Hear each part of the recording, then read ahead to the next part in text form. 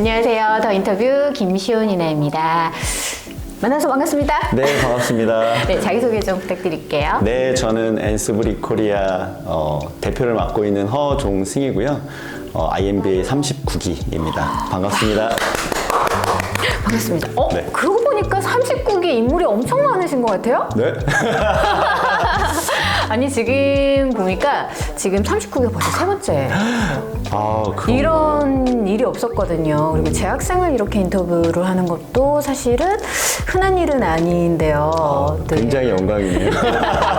네, 자랑하고 있어요. 네, 너무 영광입니다. 네, 근데 지금 원래 계시는 곳이 저는 이제 미국의 그 네. 오렌지 카운티에 거주를 하는 거주민이고 사업을 미국에서와 함께 한국에서도 병행하고 있어서 네.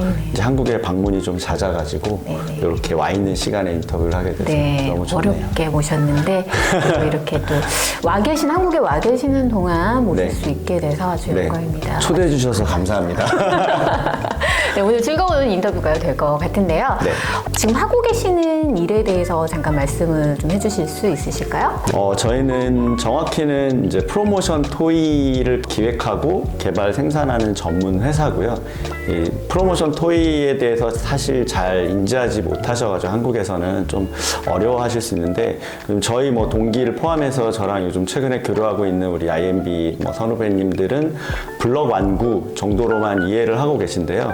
이 블럭 완구라고 하면 레고라고 하는 회사가 이제 개발을 해서 전 세계적으로 뭐 굉장히 인기가 좋은 완구 제품이긴 한데 저희는 그 레고가 만들었던 그 브릭의 개념을 동일하게 이용을 해서 카테고리가 조금 다릅니다. 저희는 유통상품을 개발하지 않고 프로모션 시장, 그러니까 예를 들어서 맥도날드에서 해피밀 세트에 들어가는 그 상품 등을 원래 이제 프로모션 토이라고 하는데 그게 이제 단순히 프로모션 집객을 위한 용도로만 쓰는 것이 아니라 브랜드 인지도를 향상시키고 고객의 신뢰도를 올리기 위한 그 아주 밑에 단의 브랜드 마케팅의 개념에서 접근을 하고 있는 거거든요.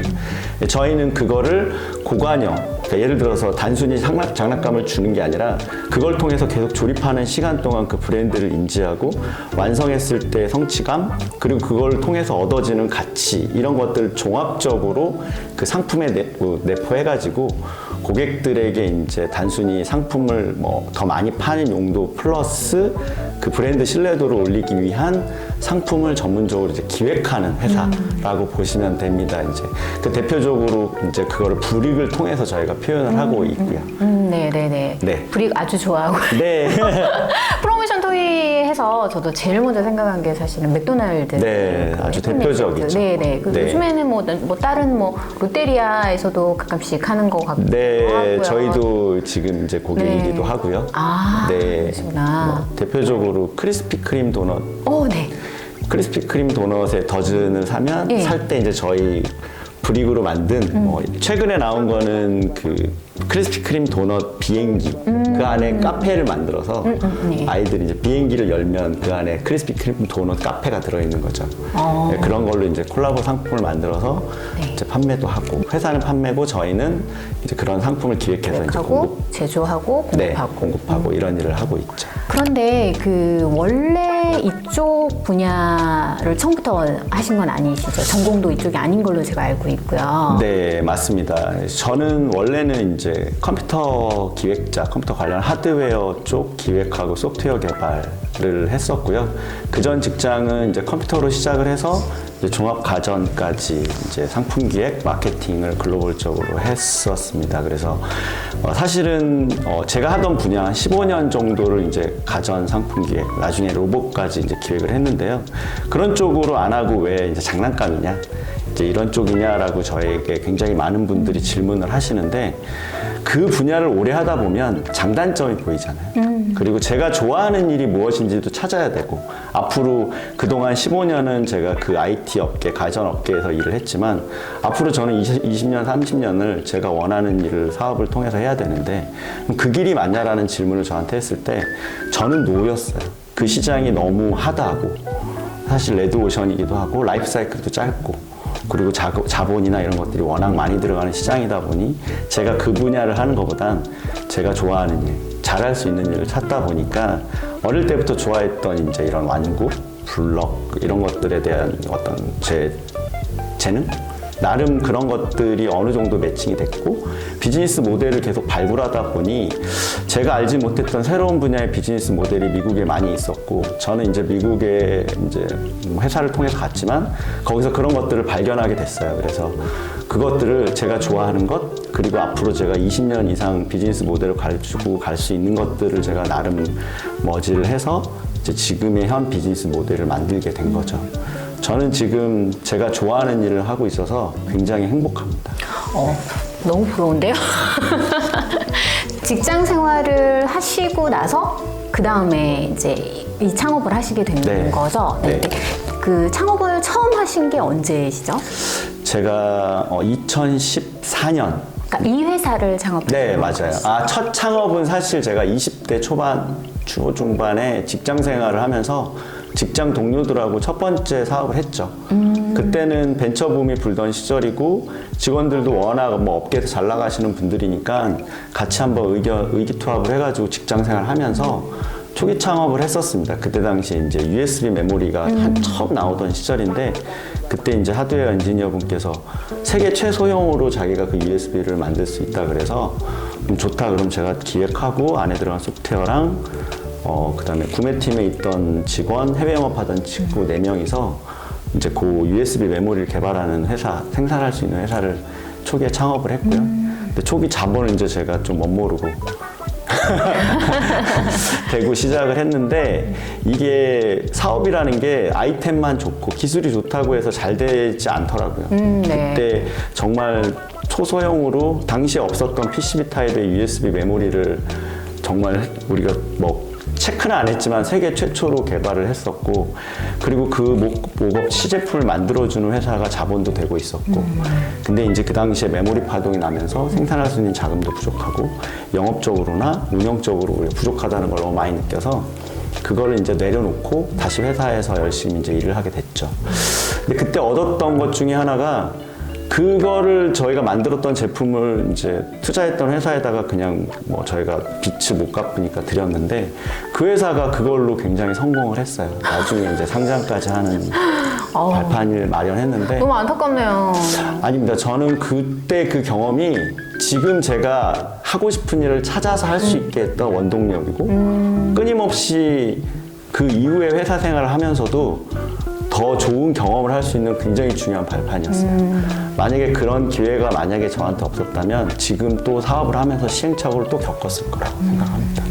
그래서 저는 그거에 대한 전혀 뭐 아쉬움이나 이런 건 없고요. 저한테는 굉장히 좋은 경험이었고 그 시행착오 끝에 지금 이제 회사 생활을 굉장히 열심히 하면서 경험도 많이 하고 제 두 번째 사업이지만 이제는 망하지 않을 거다. 망하지 않는 회사를 만들겠다라는 다짐으로 만들었기 때문에 지금은 굉장히 행복하고 아주 적당히 잘 돌아가고 있고 앞으로도 잘할 자신이 있습니다. 적당히라고 아주 겸손하게 말씀을 해주셨는데요. 제가 알기로는 지금 그쪽 분야에서 우리나라에서는 독보적이고 탑이고 그런 걸로 알고 있고 또 내년에는 미국에서 조금 더 크게 이제 진출을 하시고 또 넓혀가실 생각이라는 또 말씀을 들었어요. 지금 한국에도 회사가 있으시고 미국에도 있고 그다음에 중국에 공장이 있고 그런 상황이시잖아요. 네, 맞습니다. 네, 그 회사에 대한 얘기를 조금 더 들을 수 있을까요? 네, 뭐 우선은 이랬던 것 같아요. 처음 사업이었고 시장이 이제 그 프로모션 토이라는 개념이 한국에 없다 보니까 제가 이제 미국에서 그걸 전문으로 하는 회사랑 MOU를 맺고 미국에서 창업을 한 다음에 한국 시장이 없었기 때문에 그 비즈니스 모델을 들고 한국으로 온 거였어요. 그러니까 미국에서 창업할 때는 어떤 식이었냐면 미국의 스트로트만이라고 하는 프로모션 토이를 전문으로 기획하고 뭐 미국에서는 굉장히 유명합니다. 그 회사의 이제 비즈니스 모델을 저희가 갖고 오고 싶어서 그 뒷단에 그 비즈니스 모델의 뒷단에는 데이터가 굉장히 많거든요. 그걸 시작하는 초기 단계부터 고객들에게 전달된 것들 그리고 그 기업이 그 프로모션 토이를 통해서 얻어지는 가치 이런 것들을 다 수치하고 데이터된 것들이 뒤에 있거든요. 저희가 그거를 얻기 위해 사실 그 미국 회사랑 굉장히 오랫동안 좀 얘기를 했고 결국 그런 정보들을 얻어내기까지 뭐 한 1년 정도 시간이 필요했고 그것들을 이제 한국으로 가져왔는데 사실 한국은 마케팅 예산이나 어떤 이런 홍보 프로모션 예산의 끝단에는 뭐 계획부터 실행하고 그 결과를 보고하는 과정에 숫자가 결국은 필요하게 돼요. 근데 우리나라는 보고 체계 자체가 돈을 썼으면 그거에 대한 기대 효과를 명확히 또 보여주지 않으면 실행부터 안 되고 기획부터 안 넘어가거든요. 피드백이 바로바로 나와야 되더라고요. 그렇죠. 맞아요. 네. 그게 안타깝죠. 저도 이제 마케팅을 해서 과거 해보면 결국은 제가 이 예산을 써서 결과를 얻는 게 꼭 수치화되지 않고 장기적으로 브랜드 이미지에 기여를 할 수도 있고 그게 신뢰도가 쌓여서 고객의 선택의 기로에서 편향적으로 자기가 좋아하는 쪽으로 선택을 하는데 고객들은 그걸 당장 수치화해 낸다는 것 자체가 넌센스거든요. 근데 결국 그 비즈니스 모델을 한국에 있는 기업들한테 제안을 했을 때 대부분의 마케팅 담당자들은 하고 싶어 하죠. 새로운 비즈니스 모델이고 뭔가 좀 더 자기도 가치 있는 일을 해보고 싶고 근데 결국 시간이 지나서 보고 체계를 타다 보면 윗선에서 결과가 안 나오는 거예요. 그럼 예산 집행이 안 되고 그런 것들이 이제 시행착오가 이제 계속 생겼고 저희가 그런 과정을 한 3년 정도 쌓다 보니까 어느 순간부터는 이제 그게 노크를 계속 하니까 고객들도 어느 순간에는 이제는 한번 해볼까? 이런 시기가 오더라고요. 그래서 저희가 기존에 있던 단순한 프로모션의 어떤 상품들, 굿즈 이런 걸 조금 더 넘어서 브릭이라고 하는 조립을 해야 되고 시간이 필요하고 그 브랜드에 대한 노출이 오래 걸리고 그게 아이들이 대상일 거라고 생각하지만 사실은 20, 30대 여성, 남성들까지도 그 타겟층이 확대되거든요. 네. 그런 것들이 어느 순간에 하나둘씩 생겨나면서 고객들이 이제 좀 마음을 열면서 지금은 굉장히 많은 국내 웬만한 기업들은 거의 다 저희가 컨택하고 일을 실제로 하고 있고요. 네, 그런 것들이 이제 쌓이다 보니까 지금은 굉장히 어느 정도 안정적으로 운영이 되고 있지 않나 생각이 되고 저희가 독보적인 이유는 저희는 제조사로 접근하거나 유통사로 접근하는 게 아니라 기획사로 접근을 한 겁니다. 그러니까 단순하게 유통하는 회사가 상품을 만들어주는 게 아니라 처음부터 고객이 원하는 정보를 받아서 최적화된 상품을 기획, 디자인, 설계, 생산, 고객에게 인도해서 고객이 그걸 활용하는 그 순간 고객의 피드백을 받아서 뭐 AS가 필요할 수도 있고 추가 요청사항이 있는 것도 저희가 다 수용을 해요. CS까지 싹 다 네. 받은다는 말씀이신 거죠? 그렇죠. 그러면 기업 입장의 담당자나 그런 결과가 필요한 회사 입장에선 저희 같은 회사가 거의 손발이 되는 거죠. 근데 너무 그런 편할 걸 것 같아요, 기업 입장에선. 네, 그런 걸 해줄 수 있는 회사가 국내에 없죠. 그러니까 독보적입니다, 여러분. 네. 그렇다고 보시면 될 것 같습니다. 네, 네. 그 경쟁업체가 원래 있었죠. 있죠. 그 국내에 이제 있나요? 블럭을 아직도 있나요? 시장에서 이제 어찌됐건 경쟁을 할 수밖에 없는 구조고요. 이제 한 회사가 있습니다. 전통적으로 오래된 회사고 왕구 회사로 큰 회사죠. 네. 근데 저희는 이제 그 시장을 조금 비껴서 저희만의 좀 독창적인 아이디어를 더해서 1대1로 블럭 왕구로 시장에 경쟁을 하는 건 아니고 저희는 아까 말씀드린 네네. 기획부터 생산, RMA 이런 모든 과정을 저희가 통합해서 관리하는 회사로 접근을 했고 사실 그 안에 조금 더 들어가면 레고가 갖고 있는 컨텐츠가 있어요. 피규어도 있고 이런 디자인된 것들이 있는데 저희는 그거를 이제 오방하는 게 아니라 다 독자적으로 개발을 하죠. 피규어 형태도 그렇고 테마도 그렇고 설계도 그렇고 이제 그런 것들을 좀 이제 비껴서 가기도 하고 그거를 국내에서 해주는 회사가 한 곳이 더 있긴 하지만 거기와도 조금 이제 차별점이 그러겠네요. 존재해서 대부분의 이제 고객들이 이제 저희 쪽으로 많이 이제 요청이 오죠. 지금 창업하신 지가 2014년, 네, 15년 14년. 이쯤, 그러니까 네. 미국에서는 14년, 네, 한국에서는 15년, 이렇게 네. 해서 지금 한 7년, 8년쯤 돼 가시는 것 같은데 그 사이에 뭐 어려움 같은 것들은 없으셨을까요? 아무래도 뭐 사업을 한다는 게 쉬운 건 아니고요. 처음에는 그래도 자신이 있었던 것 같아요. 저는 10년 이상을 사업을 준비했었기 때문에 내가 사업을 할 때쯤엔 정말 안정적으로 자신 있을 때 한다. 그리고 사실 뭐 한 3년 정도를 봤어요. 3년은 버텨야 이게 이제 연속성을 가지고 간다라고 생각을 했기 때문에 3년을 버틸 생각으로 했는데 3년 차가 진짜 힘들더라고요. 그렇죠. 정말 그때 3년, 6년, 9년 이렇게 맞습니다. 하잖아요. 네, 그 딱 튀기가 직장 생활도 그랬던 것 같은데 사업도 똑같더라고요. 3년 차가 가장 힘들었고 그때 힘들었던 건 직원들. 예, 그때는 이제 셋업이 안정적으로 되는 게 아니고 회사가 빠르게 계속 회전되는 게 아니니까 자잘한 문제들이 생기기도 했고 6년 차 됐을 땐 코로나가 이제 터지면서 굉장히 힘든 시기를 이제 초기에 네. 2000년 초기에 굉장히 많이 힘들었고요. 근데 이제 그 어려운 게 결국은 기회라고 하잖아요. 네. 저희는 그 어려운 시기를 지금 있는 직원들과 의기투합해서 버텼거든요. 정말 힘든데 희망이 있으니까 버텼는데 네. 그 희망이 정말 마법처럼 계속 돌아오더라고요. 한 지금은 걷어들이시고 있나 봐요. 그쵸. 이게 계속 6년 동안 깔아놨던 저희가 고생했던 것들, 그런 것들이 그 어려운 시기를 버티고 나니까 마법처럼 하나씩 저희한테 뭐 까치가 지금 이제 결실을 그걸 계속 갖다 주는 거죠. 그래서 저희는 오히려 이제 그런 희망과 그 고통과 희망을 겪으면서 오히려 지금 훨씬 더 단단해지고 미래에 대한 희망도 더 있고 내년에는 오히려 미국 시장을 더 크게 확장할 수 있는 발판이 지금은 마련이 됐다. 너무 잘 라고 됐네요. 네, 보시면 될 것 같아요. 지금 할 일이 많지만 네, 저희가 같이 응원하도록 네. 하겠습니다. 근데 이렇게 말씀을 듣다 보니까 이분은 사업을 지금 두 번째라고 하셨는데 두 번째라고 해도 쉽지가 않은 게 사업이잖아요. 네, 근데도 맞습니다. 잘 이렇게 이끌어 나가시는 거 보면 준비를 굉장히 많이 하셨다는 걸 느낄 수 있거든요. 네네. 그러니까 그 전에 회사를 다니실 때 그냥 다니셨던 게 아닌 거죠.